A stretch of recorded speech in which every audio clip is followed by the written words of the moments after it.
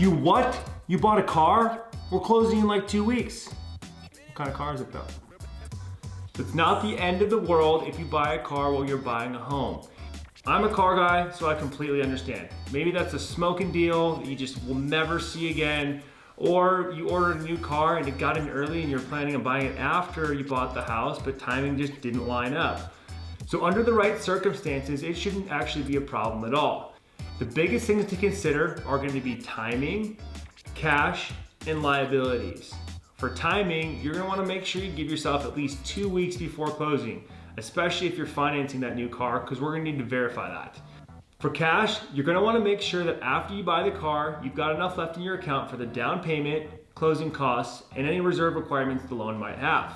As far as liabilities go, you're going to want to make sure that if you finance that new car, that new car loan fits in your debt to income ratio. Now, if you do happen to buy the car before you buy the house, there's some really important steps to take. First is communicate. I would even go as far as saying over-communicate. Keep the lender in the loop every step of the way. 2, document everything. Get every piece of paperwork you can from the dealership.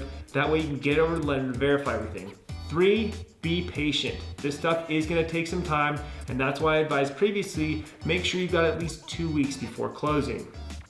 Now what we're gonna do on our end is we're gonna verify that new car loan. We're gonna take the paperwork that you sent us and we're gonna contact that lender and confirm the monthly payment.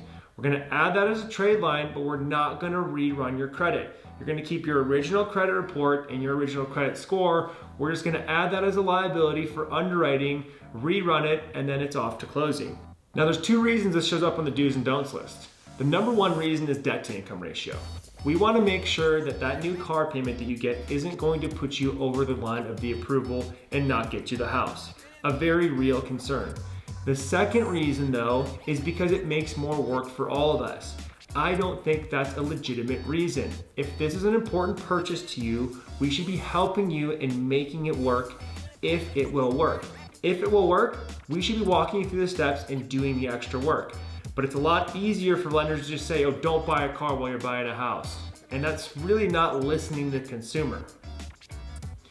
If you found this information helpful, please hit like and subscribe to my channel.